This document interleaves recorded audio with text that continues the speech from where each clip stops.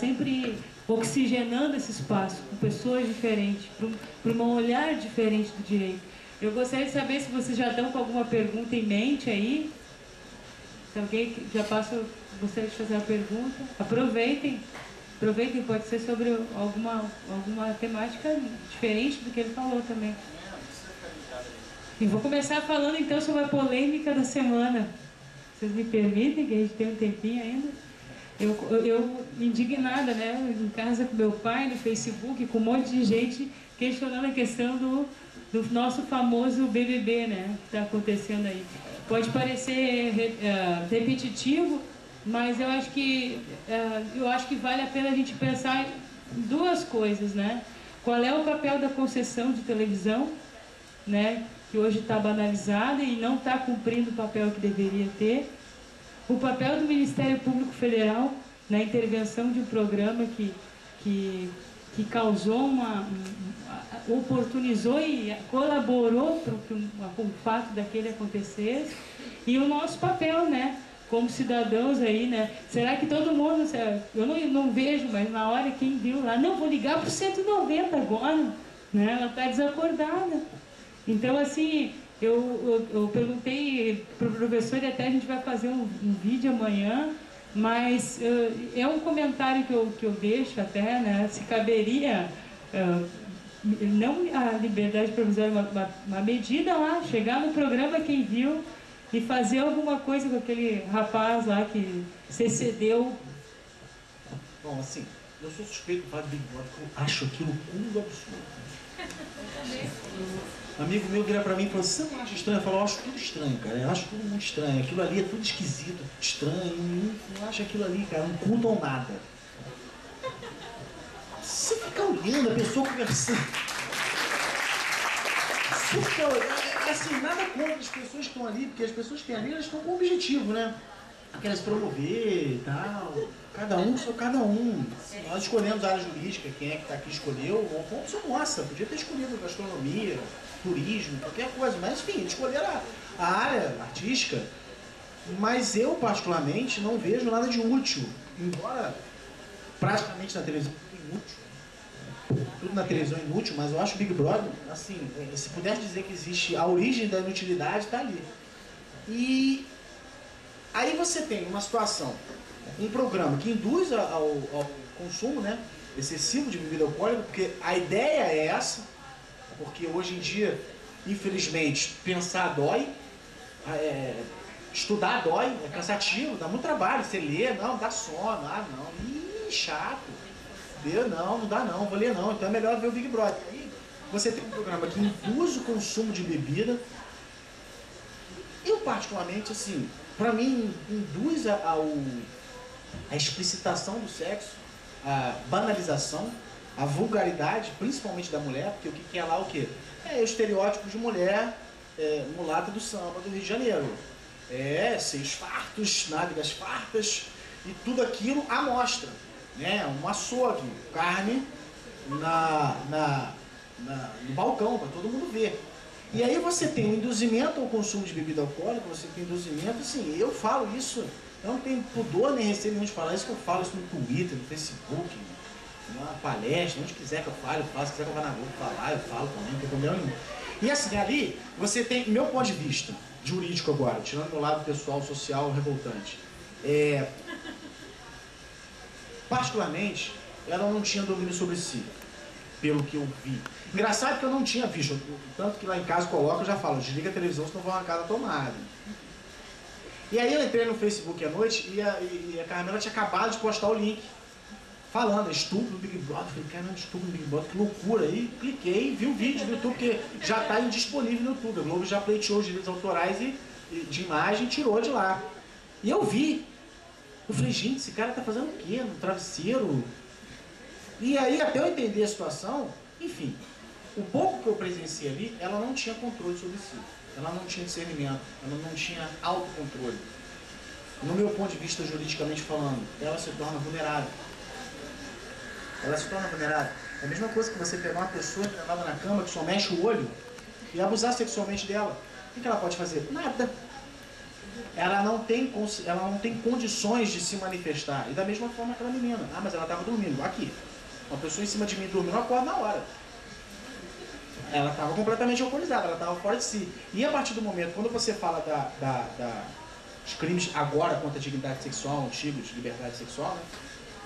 Deixou de ser ação penal de iniciativa privada, passou por ser condicionado à representação, então, porém, a partir do momento que tem violência ou grave ameaça à pessoa, e violência violência real, física ou ficta. Ficta, presumidamente inocente, processo, né, presumidamente incapaz.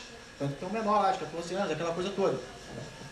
Se ela não tem discernimento, não tem condições, aquilo ali foi uma satisfação da lascívia dele sem a... como é que eu vou dizer? Pode ser consumado ou não, independente de ser consumado. Agora não tem mais distinção entre atentado violento por dor e estupro. Agora, simples fato, um beijo roubado é atentado violento por dor. Se ela não tinha discernimento, não tinha como se manifestar em aceitar ou não aquela relação ali, a ação penal passou a ser pública e incondicionada. E se é pública e incondicionada, primeiro, a autoridade policial está obrigada a instaurar inquérito policial de ofício. O Ministério Público está obrigado a atuar. O princípio da indisponibilidade da ação penal. O princípio da obrigatoriedade da ação penal. Não tem o que questionar, não tem o que ponderar. Ah, mas só na Globo, dane-se, podia ser na TV Cultura, na Rede TV, na Band, pouco importa. O que eu entendi daquilo ali juridicamente falando é: existia uma pessoa que não tinha consciência do que estava acontecendo e que teve a sua dignidade sexual violada. Por um louco. Não quero falar do cara, eu quero falar do fato. Então, o fato para mim é ação penal pública incondicionada. Ela simplesmente foi violentada, ela não tinha discernimento, violência ficta. Ponto. O Ministério Público deveria se intervir e as consequências vão além da esfera penal.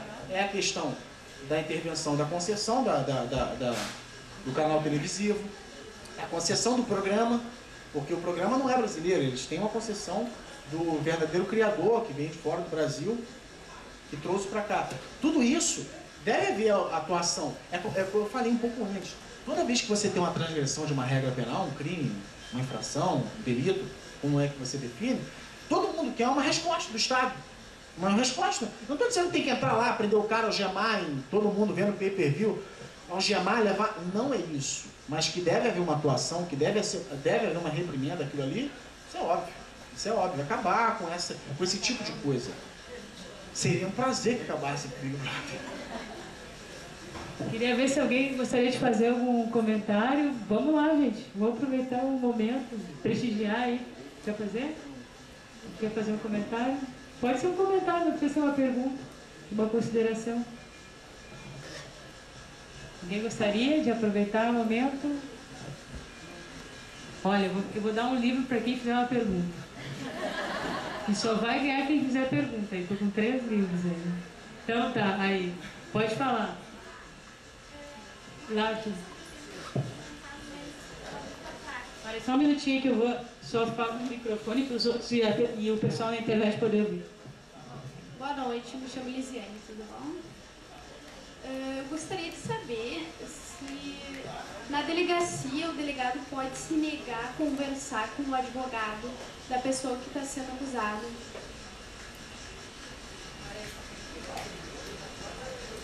Tá ganhando aqui o raciocínio lógico para concursos aí. Tem mais 2 livros aí. Quem é que vai fazer pergunta? Bom, olha só. Não existe uma regulamentação para isso. Particularmente não tem uma regra que o delegado tem que conversar com o advogado. O que acontece é o seguinte: durante muito tempo, uma pessoa que fosse presa em flagrante delito ou respondesse ao inquérito era objeto de investigação. Ah, o que você tem? A pessoa, posso falar? Cala a boca. Você não é nada, fica quieto. Você é o último a falar e o primeiro a apanhar. Então, durante muito tempo foi assim. O indiciado, era objeto de investigação. E com a democratização do direito, principalmente com a Constituição de 88 para cá, ele passou a ser sujeito de direitos. Ele tem direitos. Ele tem direito a advogado, ele tem direito de se entrevistar com o advogado. O delegado não quer falar com o advogado? Ok. O que se pode fazer analogicamente é o Estatuto da OAB 8906, onde regulamenta que o juiz tem que receber o advogado, quando o advogado tiver despachar e tudo mais, e você pode analogicamente trazer isso para a sede policial e o delegado, a autoridade do inquérito policial, a autoridade competente, também tem de receber o advogado, conversar com ele e tal. Mas eu acho que isso não é nem o ponto fundamental. Eu acho que o que deve fazer é o seguinte: não é nem o direito que o advogado tem em conversar com o delegado, é o direito que o sujeito que está ali preso ou indiciado tem. Isso tem que ser respeitado. Foi dado o direito a ele de se entrevistar com o advogado? Foi respeitado os direitos dele garantido tanto no Código como na Constituição? Tudo aquilo que deve ser respeitado e oferecido a ele foi? Ótimo, tá ok. Agora, eu acho que o fato do delegado falar com o advogado é só uma consequência dessa democratização. Só uma consequência desse respeito, dessa mudança de objeto do inquérito, objeto de direito, objeto de investigação para sujeito de direitos.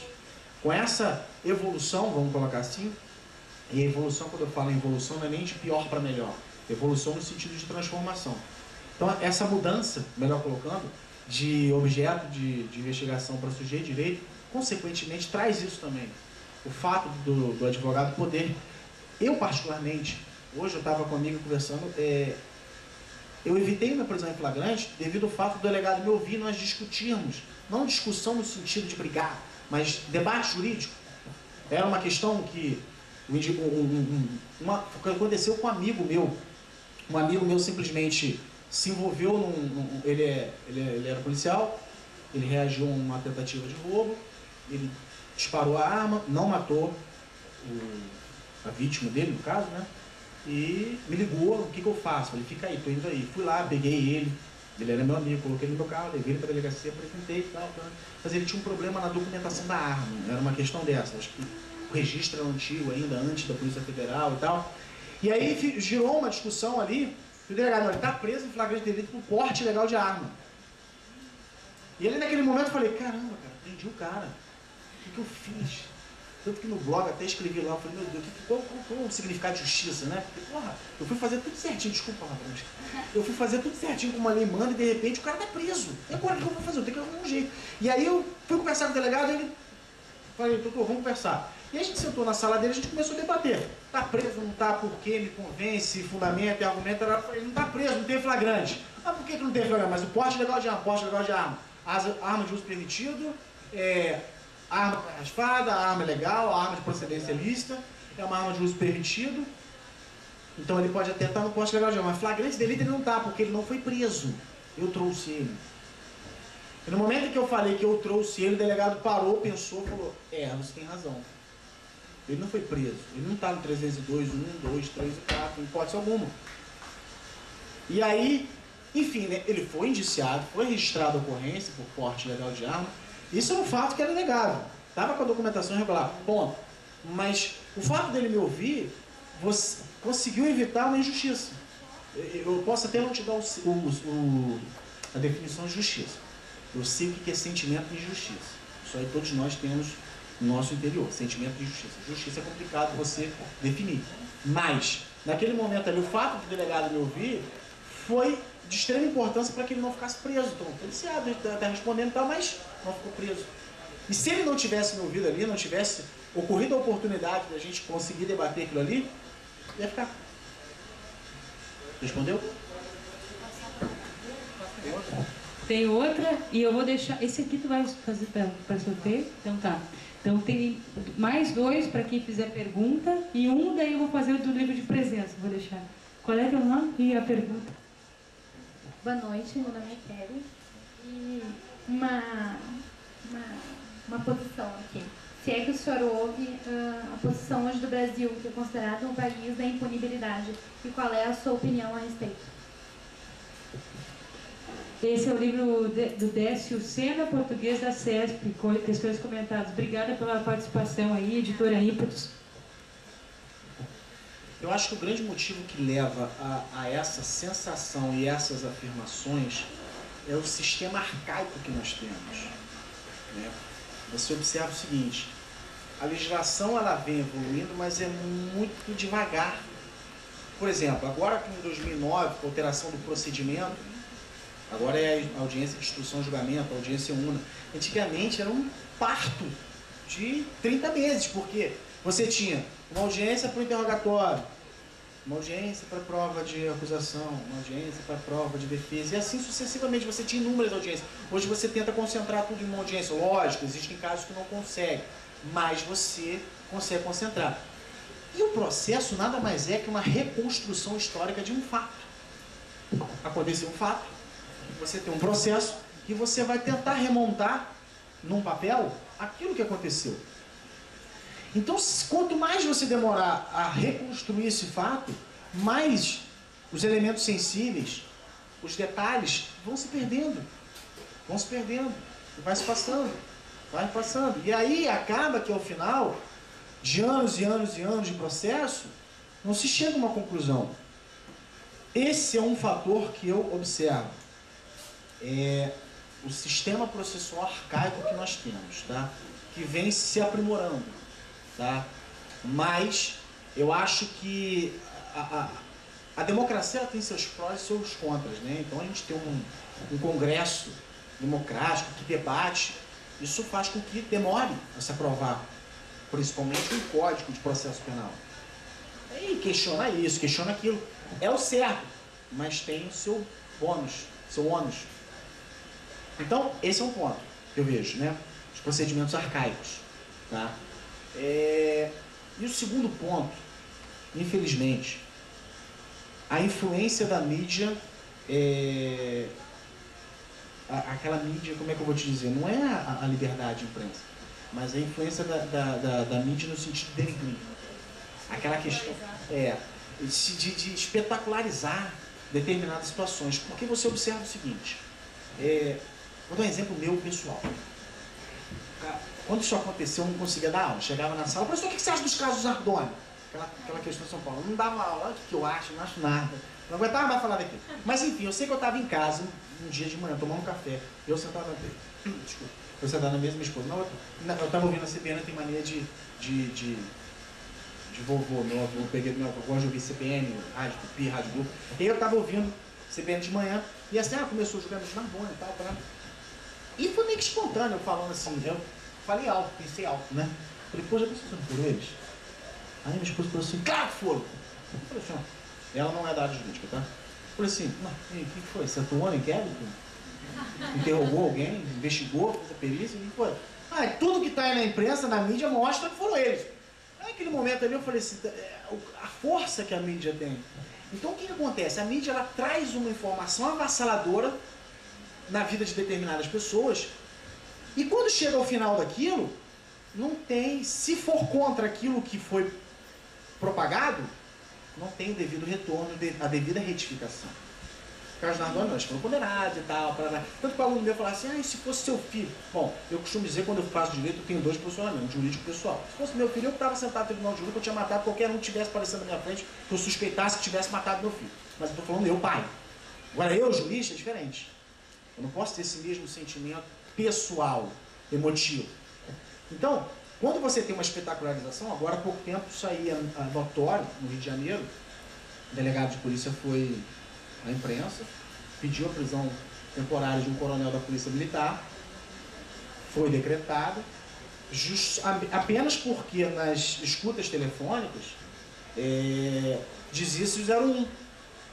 Porque com aquele filme Tropa de Elite pegou nessa coisa, 01 é o chefe, 02 é o subchefe, assim sucessivamente.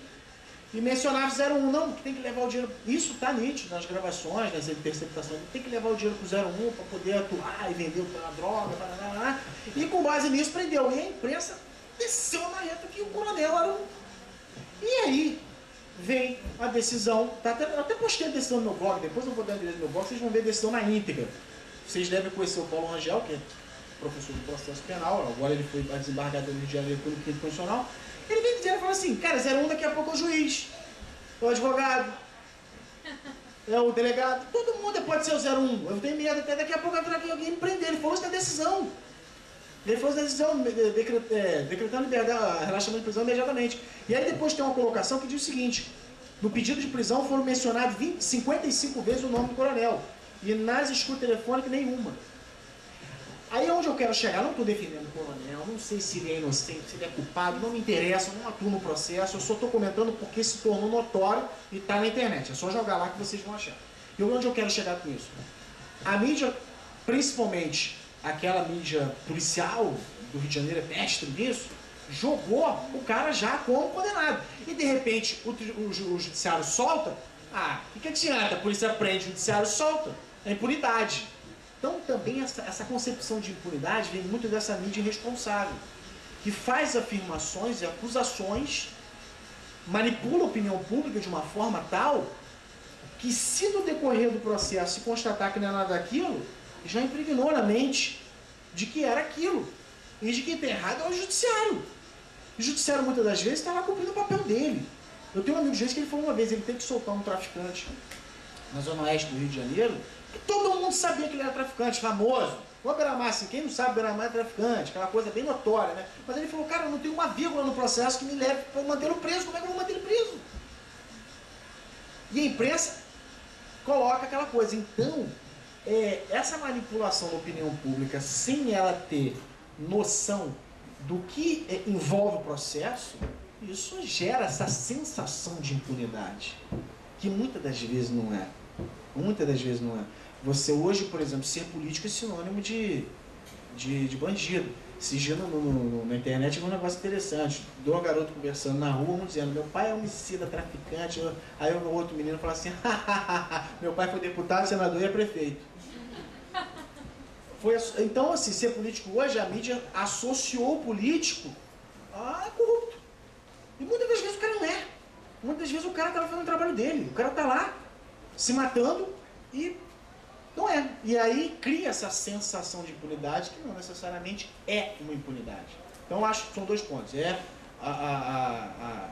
Esse processo arcaico, sistema processo arcaico que nós temos e a influência da mídia negativa que faz com que isso gere essa sensação de impunidade. E a falta de educação, né, cívica para as pessoas saberem o que é certo e o que é errado, né? Infelizmente. Tem uma pergunta da colega, daí dizer o nome, ela vai ganhar o livro do Renato Aquino, depois tem outra pergunta, só que daí o último livro vai ser para sorteio, tá?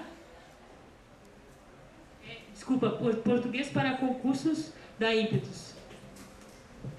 A minha pergunta é a questão sobre a fiança com a nova lei.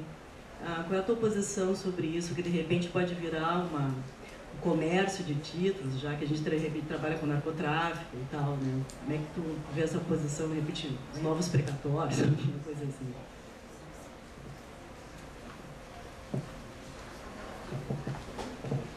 A questão da fiança, assim, ela ganhou muita notoriedade com aquele caso de São Paulo do rapaz que avançou um sinal, se não me engano, no carro cortado e bateu na caminhonete de uma menina, né? Ela morreu e ele na mesma noite pagou fiança de 300 mil reais e saiu. Eu acho que a partir dali é que passou a se dar mais importância por fiança. Mas você tinha uma fiança, antes da 12.403, que ela não ultrapassava 17 mil reais. E a fiança, ela é um instituto penal aplicado ao direito penal, ou seja, qualquer crime. E você tem 17 mil reais para uma pessoa, ela vai trabalhar a vida inteira e não vai ganhar isso. E você tem pessoas que rasgam 17 mil reais e jogam fora. Então, o que se buscou? Isso foi assim, eu acho que foi um passo no escuro para ver qual vai ser a consequência disso na prática. Por quê? Hoje a fiança, você pega lá, ela pode chegar a não sei quantos milhões de reais. São 500 salários mínimos, não, 1.000 salários mínimos vezes 500, vezes 5 mil vezes 5 mil. Você pode chegar a um número de milhões. Só que você, dentro disso, é onde entra a questão da proporcionalidade. Como é que você vai aplicar a fiança de 500 reais para um cara que está furtando um livro na Saraiva? Você está furtando porque não tem dinheiro nem para comprar o livro, provavelmente. Tá? Então, uma fiança de 500 reais é a morte para ele. Vai ficar preso. E o que é uma fiança de 20 mil reais, por exemplo, para crimes de lavagem de dinheiro? Tráfico de drogas, tráfico internacional de drogas que tem um vulto estrondoso, contrabando de descaminho. Contrabando de descaminho tem pena de 1 a 3 anos. O que é a fiança? É muito comum nesse tipo de crime, porque é uma medida cautelar. O que é uma fiança dessa para uma pessoa que está movimentando por mês ali milhões? Então a fiança ela deve ser de acordo, deve ser aplicada de acordo com o crime. E principalmente, não só com o crime conjugado com a condição financeira da pessoa. Porque às vezes você pegou um atravessador na fronteira fazendo contramando. Só que aquele cara ali é assim, a pontinha do iceberg. Ele só tem um carro novo. 60 vezes no carnê, tá pagando a 10ª. Já está quase em busca de apreensão. Aí tu vai fixar uma fiança para ele como? Então, deve haver essa proporcionalidade de fixação da fiança, sim. Tinha que ser elevado o valor? Tinha. Era ridículo. Eu sei de situações de político entrar na delegacia, olhar dentro da face do delegado, rir. Quanto que é, bacana? Vou pagar 2 vezes a fiança que você vai estipular e ir embora. E aí? Como é que faz? Tinha que haver uma valoração disso. E foi um passo no escuro porque você deu uma margem muito longa. O mínimo e o máximo muito distante. Mas era necessário. Não tem jeito. Você não pode fixar determinado valor de fiança para determinado tipo de crime. A lei não pode fazer isso. Isso fere a individualização. Entendeu? Você tem que ter uma fixação geral, genérica de fiança, possivelmente aplicada a todo e qualquer tipo de crime. E aí, dentro da conjunção crime, condição financeira do suposto autor, fiança, tentar chegar num senso comum ali, passível ali de ser útil e ser válida a aplicação de fiança, entendeu? Respondi? Ou não? Pode falar. Parece assim, como advogado, de repente, mais vale largar outras coisas, só trabalhar com cautelar no pagamento de fiança. Mas olha só. Para traficante. Não, mas preste atenção. É raro. Você não tem todo dia um traficante preso com 1 milhão no bolso. Isso não é comum. Você, por exemplo, ser advogado criminalista é muito... para quem não é do ramo, se você falou isso, me lembrei disso. Para quem não é da área jurídica, a primeira coisa que pensa, como é que é trabalhar com traficante? Cara, advogado criminalista não é só traficante, né? Porque essa associação é automática, né?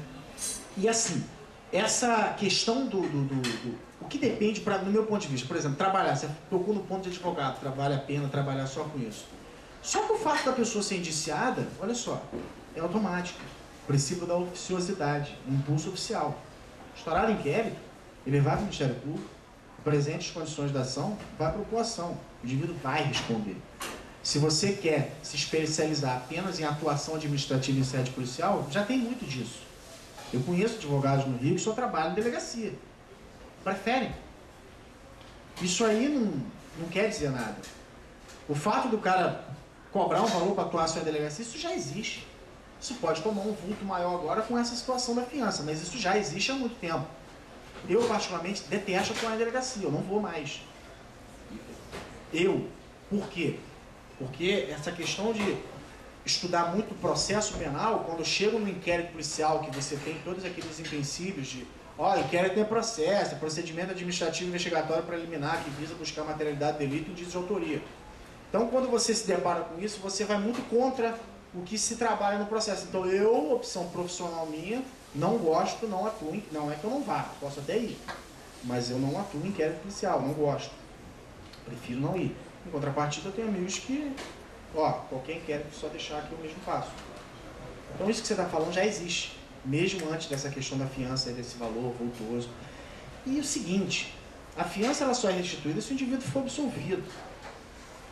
Se ele for condenado, ele perde a fiança.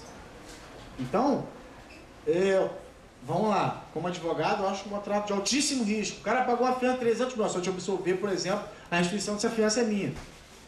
Você não vai trabalhar só com isso. Esquece. Ninguém vai trabalhar com isso, com essa possibilidade. Ninguém vai trabalhar. Até porque aquilo ali pode ser para resguardar futuros danos materiais, morais, à parte, para que o dinheiro vai ficar retido. Então, assim, particularmente, não vejo isso prosperando. Essa evolução, essa mudança, essa alteração. Entendeu? Professor, um número de 1 a 54, o senhor não vai ver. E o livro dele, aqui acho que hoje não tem na livraria, mas depois se quem tiver interesse, eu vou pedir para o professor daí repetir o número do site ou pode procurar pelo jornal. Qual é o número? 40. Vou ver quem é o 40. Aqui. Manuela Delmestre. É isso? Manuela tá aí? Manuela, ó, vem buscar o teu presente. Vou passar a pergunta para a Flávia e daí, pelo decorrer da hora, vamos ter que encerrar. Vou passar para ela rapidinho. Ganhando o livro, daí já pode pegar o autógrafo com o professor aí, enquanto eu vou fazendo. Um minutinho aqui.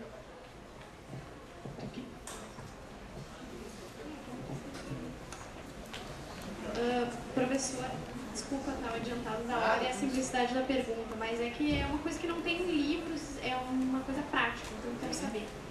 Eu gostaria que o senhor falasse rapidamente para nós, então, sobre o uso de algemas na delegacia para presos que não oferecem risco.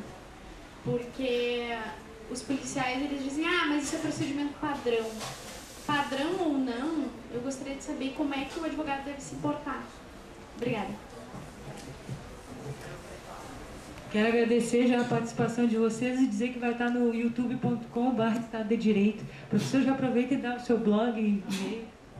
Deixa eu tentar responder a pergunta dela. Olha só, tem súmula vinculante, regulamento, se eu não me engano, é súmula vinculante número 11. Hoje, a súmula vinculante ela tem mais força do que a lei.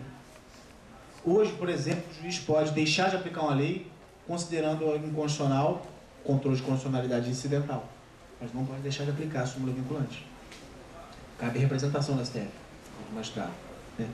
Foi uma limitação da liberdade, da persuasão racional do juiz. Uma limitação. E o que acontece?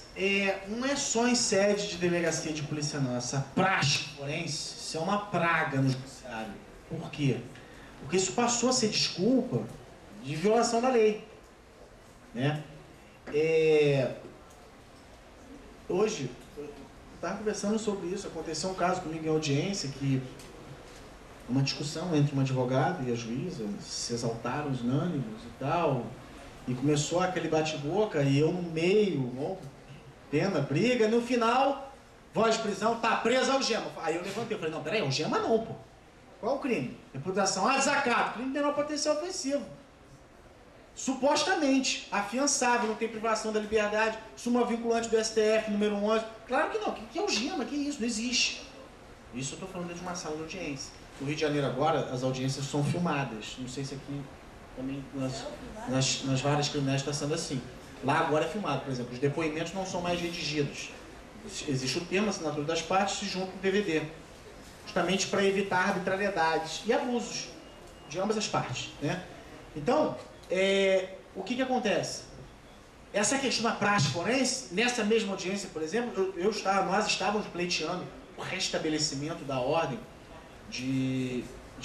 era uma questão discutível, questão de posicionamento doutrinário, a discussão era sadia, era igual a discussão que eu disse que eu tive com o delegado sobre se houve flagrante ou não. O artigo 400 do CPP fala da ordem da audiência, oitiva da vítima, se possível, lógico, testemunho de acusação, defesa, oitiva de peritos, reconhecimento de coisas e pessoas, interrogatório, alegações finais, diligência ou alegações finais, acusação e defesa.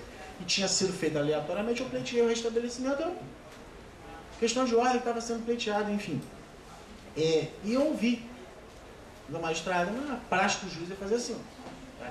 Se eu tiver que toda audiência que entrar eu ter que ler qual é a praxe do juiz para saber como é que eu vou trabalhar, eu estou lascado, não tem como, é impossível. Então, olha só, primeiro, isso não existe, a praxe é comum. Olha, eu sei que policial é uma atividade de risco. O policial, primeiro, se expor ao perigo, tá? Eu acho que deveria ter uma melhor remuneração, porque ele se expõe de maneira absurda, mas isso não pode justificar, os fins não podem justificar os meios. Então, se ele está com receio, sei lá, muda de cargo, muda de posição, muda de função, seja lá o que for. Então, assim, primeiro, não pode haver isso. Isso não existe. Isso não existe. Isso não existe, tá? Por que algema? O feinho, que estava ali na porta da favela, mete algema, enfia no camburão de qualquer jeito, e quando prende um magistrado, um advogado de renome, um membro do Ministério Público, um político, Deixa tomar banho. Abre a porta, doutor, o senhor pode entrar? Oh, não, peraí, vou tomar um banho. Vou me arrumar, vou colocar meu terno. Então, você vê que isso é discriminação. O livro do Luiz Eduardo Soares, ele fala uma coisa que eu achei sensacional. Ele fala assim, o tratamento dado à pessoa depende da cor, da posição social, da roupa que veste, do sexo e do ambiente que frequenta. Isso é fato. A abordagem com relação a qualquer um de nós que estamos aqui é uma. Chega no bar do outro lado da rua, como é que vai ser? Todo mundo com a mão na parede, cala a boca. É diferente. Então, particularmente, o que nós temos, juridicamente falando, é representação na corregedoria, tá? E uma ação judicial contra o Estado. Representação na corregedoria para a pessoa que praticou aquela conduta, ação contra o Estado. O Estado é responsável por ele. Ele é preposto do Estado. Ele serve o Estado. Ele é o Estado ali atuando. Ele é o Estado. Então, você, do meu ponto de vista, um dos dois instrumentos jurídicos que você tem para atacar isso é representação contra o funcionário público que ali está agindo daquela forma, né?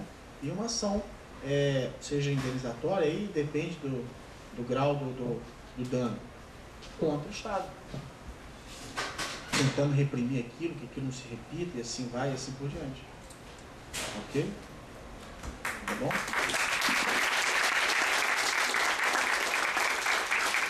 Eu queria muito agradecer vocês, dizer que é um prazer imenso estar aqui. É muito bacana, eu acho isso muito legal, sair de lá, sair da minha caverna, vir para cá, eu acho isso muito bacana. Quem quiser anotar meu blog, meu site, meu e-mail, pode anotar. Meu e-mail é Thiago com H, Minagê, M de Maria, I de igual, N de navio, A, G de gato, E de especial, Thiago Minagê, @hotmail.com. Facebook é esse nome. E o blog é thiagominagê.blogspot.com, tá? Estou me adaptando ainda a blogar, sai torto, erro de português, mas vocês vão entender o que eu estou querendo dizer, tá? Não tem um livro ainda que você falou? Depois, se alguém tiver interesse em livro, eu vou ficar muito feliz, pode mandar e-mail. Eu mando para vocês pelo Serex, a gente dá um jeito de combinar isso aí de menos, tá? Eu tinha ainda falado com a Carmela, eu falei, Carmela, será que leva o livro? Eu falei, pô, mas deve ter lançado, eu não vou nem levar, eu tô com uma caixa com 100 livros lá, que eu não sei nem o que fazer. Eles olham para mim, eu olho para eles, eu não sei o que fazer com eles. Podia ter trazido, mas vou ficar muito feliz se vocês quiserem. É uma obra simples, na verdade ela é um projeto que veio no meio de outro. Eu estou escrevendo um livro de processo penal e a editora me encomendou e no meio saiu a lei e o editor me ligou, falou, pô, Thiago, tu não quer fazer um livro da lei? Daqui a pouco esse livro pode se tornar um capítulo do livro que você está fazendo. Só que o livro que eu estou fazendo, eu quero fazer um livro assim, de processo penal, não que é isso, isso é isso, isso é aquilo. Eu não quero fazer isso, eu quero fazer algo que te leve a pensar, a refletir, que te leve a entender, juntar um pouco de prática ali na teoria. Eu tenho uma coisa que eu carrego comigo que só fala que a teoria não se aplica na prática quem não sabe a teoria. Porque quem sabe a teoria faz valer na prática. E eu quero trazer, eu quero colocar isso no livro, então eu estou fazendo com muito cuidado, muito carinho, muita calma, devo levar esse ano fazendo ele. E aí esse livro acabou que eu tinha um limite de 160 páginas, e engraçado, quando eu comecei a escrever, fui conversar com os amigos, pô, vou fazer e tal. Aí eu comecei a falar que eu ia colocar, aí todo mundo, cara, você vai fazer um tratado, você vai colocar isso tudo mesmo? Não dá tempo. Aí eu liguei para a editora e falei, pô, como eu limite? Não, são 160 páginas, tem que falar da lei toda. Eu falei, aí eu tento falar um pouquinho, não ficou uma obra didática, principalmente para quem está na graduação, pós-graduação, uma obra didática, mas eu tentei ali incrementar questões um pouquinho mais aprofundadas, como isso que a gente está discutindo aqui, por que sim, por que não, sem ser aquela repetição metódica de que todo mundo fala assim, então eu também falo assim. Eu gosto de ser do contra, eu gosto de ser minoria, ser maioria é só mais um. Do contra, você acaba se achando, ih, lá vem do contra. Então, se vocês quiserem a obra, eu vou ficar muito feliz, satisfeito, tá? Queria agradecer vocês mais uma vez, dizer que é um prazer estar aqui, tá? Obrigado. Quero agradecer a presença de vocês e semana que vem a gente vai estar no Fórum Social, então acompanhe no site, vamos mandar e-mail e peço para antes de a gente fazer a fila da entrega dos certificados, de a gente fazer a foto com o professor. Daí eu vou para o lugar de vocês e vocês venham para cá e fiquem atrás aqui desse palco, quem puder, para todo mundo poder aparecer na foto e a gente botar na página 31. Muito obrigada e que Deus abençoe esse ano aí com muita atividade para nós. Até a próxima.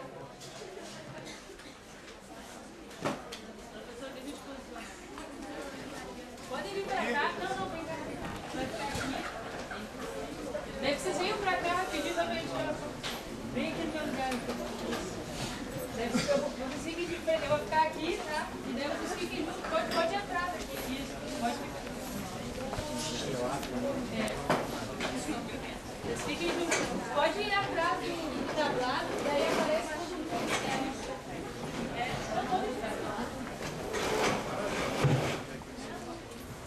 Pode ir atrás também, senão eu não vou conseguir fechar o ângulo.